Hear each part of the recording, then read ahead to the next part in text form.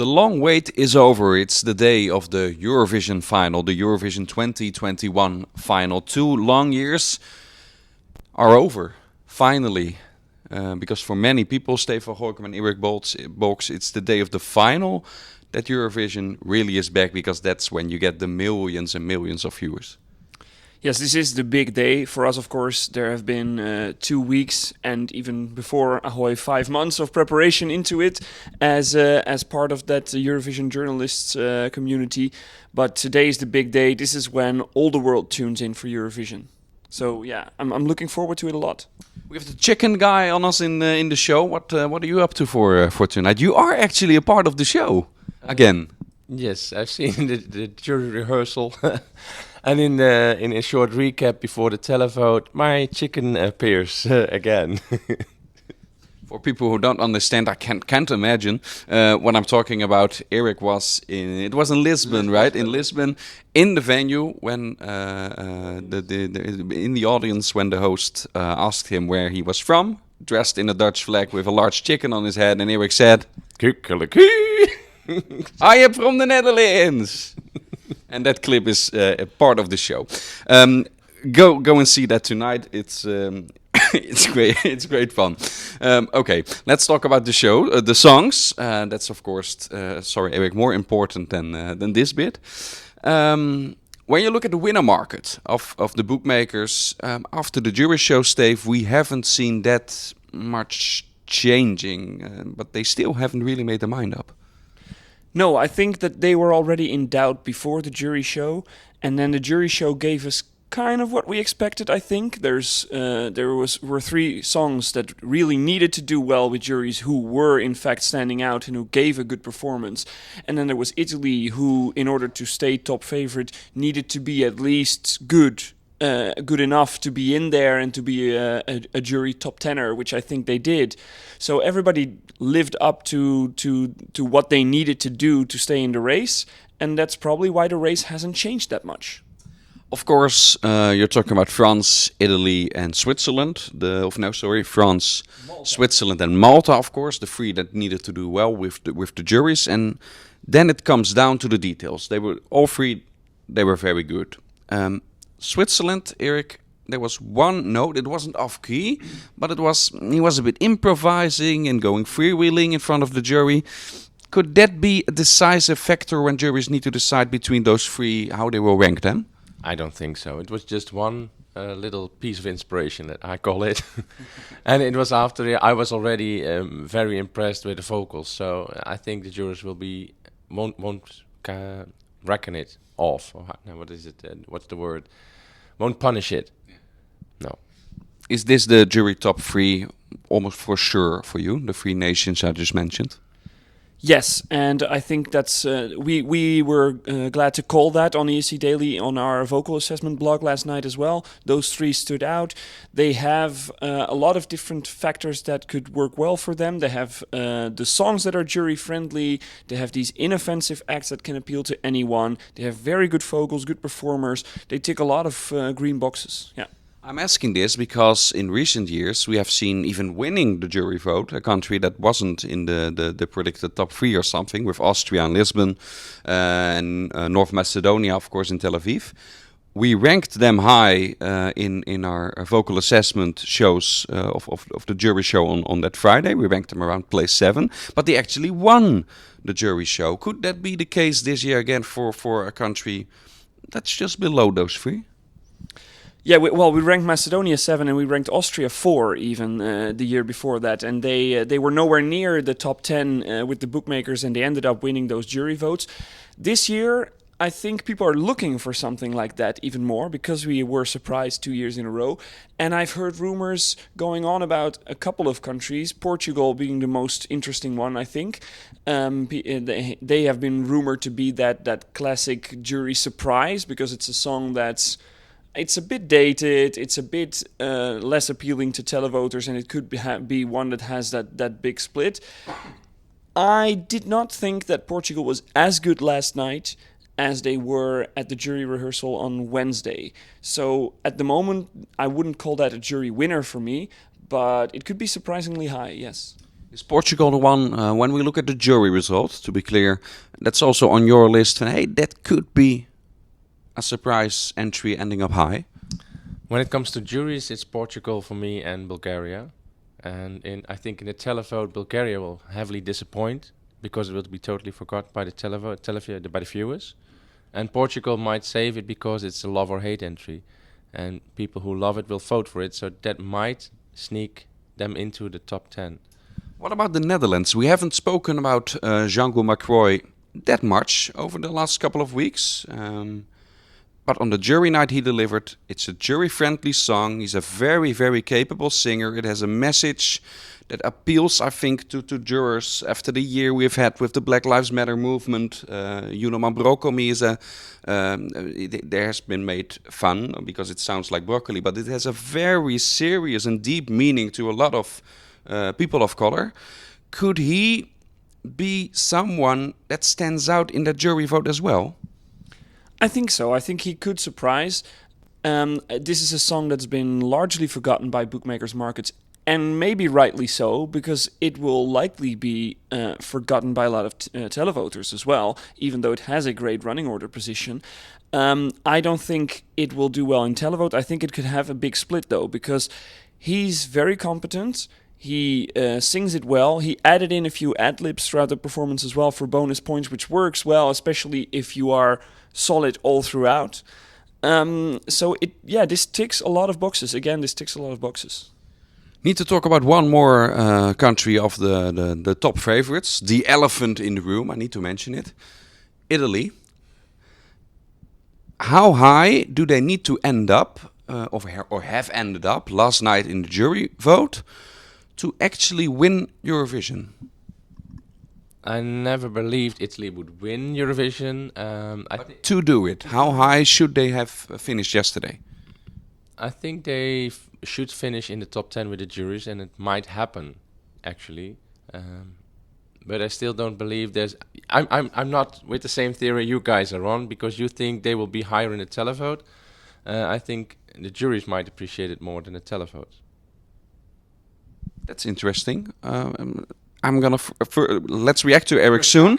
Yeah, let's react to Erik soon. First, I want to ask you the same question: how high do you think Italy needs to be with the jury to be able to win Eurovision? I actually did a quick calculation into this last night. I don't think the position is the thing that matters most. So it's the amount of points. It's the amount of points, exactly. So Erik said Italy will be top 10 with juries. I agree, but being top 10 is not enough. Won't matter if they're 6, 7, 8, 9. What will matter is if they get over 200 points. This is the big barrier that we've seen over the past couple of years. I looked into it last night even more to check up on it. If you have one vote being significantly less high than the other one, you still need to be over 200. If you're not, then you're getting the Sergei Lazarev effect, basically, where you can have a huge televote as he did in 2016, and it just won't make up for it anymore. Yeah, to give the numbers, we looked into it in recent years. The lowest score, either on jury or televote side, was for Netta with 211 points.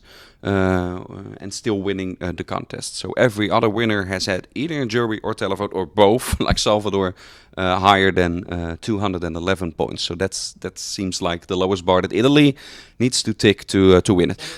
And it wasn't just one. There were a couple then. So she had 211, and then there were a couple around there who were 212, 218, 221. So it was such a large group around that same amount of points that I'm willing to call it for Italy as well, that's the barrier that they need to go for. Okay, now we react to what Erik said. He said, yeah, this is not even a discussion. I think their jury score could be higher than their televote. And it made me fall. I didn't know what to say. So perhaps you can react. Does it make any sense? I think the one who needs to react here is Erik, because if you make a statement like that, it's interesting, but you better have some arguments to support it. Let's go. Let's do this. Well, if you look at the recap, then you see this whole range of high-quality songs in the end of the final. And when you have to pick your favorite, the televotes will be, they will be lost somewhere. And if the expert juries will see this recap, of course they will remember all the songs, but they have to pinpoint Italy as one of the last songs in their ranking order. And if they say this is really good, then they put it really high. So that's why I think that the expert juries might think Italy is better in the general overview. It's an interesting theory. We're very curious to get to know the results. We've talked mostly about the jury appeal of many songs. This will be a bit longer podcast, I think, because I want to talk about all the televote favorites, of course, when we look ahead to tonight. But one more question first. Did I forget someone that we should mention when we look back at yesterday and the jury show? Maybe the ones who didn't were that good? Well, there was a bigger split, I think, than in the semifinals. There was quite a distinguishable group that didn't do well, and that's partly because we saw the big six, the big five and the Netherlands enter, and there were, of course, a couple of them who would have been maybe cut out if they would have been in semifinals. I think Germany is a very jury unfriendly song with the pace changes and a lot of other stuff in there. He had an okay performance last night, but I still think that song is jury poison. Spain, UK, both very much down there. So I think if you look at the ones that will be more at the bottom, you look at them. Another one that I think we forgot is Bulgaria, a good one, of course, because Victoria said very clearly at press conferences she wasn't happy with her performance on Wednesday and on Thursday. And last night I think she took some kind of revenge on herself because that was a great performance. And I think that should be, let's say, first 6, 7 with juries at least, maybe even top 4. There are a couple of countries that probably won't do that well with the jury. Thinking mostly about Ukraine, Finland, the first ones that come to mind. But their Greece, but their big moment will be tonight, of course, aiming for the televote. I don't know if Greece is the best example for that, because I think Greece could be more jury food than televote food. But let's focus first on Ukraine and Finland, because I think those are two clear examples of countries that will have a discrepancy between jury and televote. Yes, and those two are very interesting because they're also really high with the bookmakers. They're on the rise, as they have been since we saw their performances during their respective semifinals, Ukraine in semi 1 and Finland in semifinal 2. And I think people reacted to that. People who were watching at home, people who were tweeting and going on social media about the songs, people who were downloading the songs as well. Both songs have had good download rates, and that's why the bookies have reacted to that as well and placed them up. All of that suggests a potential high televote. I still think that for both goes that the song is quite divisive and will therefore split juries. And if a jury is split, it generally leads to a lower result. But the vocals weren't the issue for neither. So, and I think they still have the potential of having a really high televote, both of them. Last year, I keep saying last year, but it's 2 years ago, of course, last time that we had Eurovision, we had quite a surprise that Norway actually won the televote, and also the way they did it. Could we be in for a surprise again, that there's one act that stands out for the televote and swoop a lot of votes in? Okay, without counting France winning both juries. Yes, we will talk about that after this topic. It's on my list. That will be Ukraine, maybe, I think. Because in the audience, the roof went off the arena. People really like it instantly. And even my father, who is 70 plus, said, "That's a nice song." So that might be the one. May I suggest a really strange one? Because Norway was quite a surprise 2 years ago. And my penny in the hat for actually getting a really good televote suddenly is Iceland. Let me explain. Iceland is the only country not actually being on stage. It's a sad story. They switched to them in the green room, and many people. People might already be triggered to vote for it, I think. And this with people who had the same feeling over the last year, like missing out because of quarantine, because of these. It could just be the trigger that gives them something extra. Is it a complete stupid theory, or do you say of course, it's a theory that could explain the surprise. Iceland is one of the most difficult ones for me to judge this year because there simply is no precedent for it, and that goes for juries because they know that they're looking at a tape, and they know that they're looking at the exact same tape that they were on Wednesday as well. And it goes for televoters as well. We have one precedent maybe, which was Australia, who weren't here to perform at the semi-final and they didn't qualify. But first of all, we still don't know their split results. And second of all, that was a live on tape recorded in Australia. This is a performance that at least looks the same as all the other ones because it was recorded in Ahoy. So I've no idea where this is going. On top of that, there are so many things that both red and green flags for televoters and for juries that makes it even more difficult for me to see whether this is more for televoters, more for juries, and how high this could end up. It's really the wild card for me this year. Okay, let's leave it with that. We'll see what the results will be once again. France, you already mentioned it. I also have it in the back of my mind, Erik. There is also still the possibility that in the end we have an act, and it hasn't happened the last edition, of course, that wins both the televote and both the jury. And you've been saying all week, if there's an act that could pull that off, it's Barbara Pravi. Yes, because she has an instant appeal to young and old audience, to people who look for the vocals, people who look for the drama, people who look for music first. There's a melody that it's really lightly digestible, I would say. The picturing is really nice, so I have actually no doubt anymore that France is going to win. And I've never had it this clear. And then we have an interesting discussion, because to you, France isn't the clear winner that it is to a lot of people, and also not even for the bookmakers. No, and it's also interesting because Erik is saying I've never had it this clear in my mind. If I have to go look for a time when I was this uncertain about who is going to win Eurovision, I'd have to go back all the way to 2014. So for me, it's a very tough year to predict. I know somewhere in the back of my mind that there is the scenario that Erik is right and we will have a runaway winner. And if that's the case, it might be France, because she has that factor and she could silence and wow at the same time all of Europe, and then just run away with it on both sides of the scoreboard. But there are a lot of other different scenarios in there still too, and I'm hesitant to call a winner at this point. I know I have to, because we have our prediction contest at ESCDaily, which I hope a lot of viewers will enter their top 10s for. And you as well. You haven't filled it in yet. No, I have to. I still have to, and I'm still hesitant for a couple of scenarios that I still think are possible. This is one of them, but I don't think I will call it in the end, because France has never. Before the contest has never felt like a winner to me, and when I'm this confused, I like to stick to what I know. So let's round it up. We are prepared for the big show of tonight, of course. Go and enjoy that. It's been 2 long years, and we're happy the Eurovision Final is back. Let's round it up with our top 3. Do you want to give them in random order? Do you feel safe enough to do that?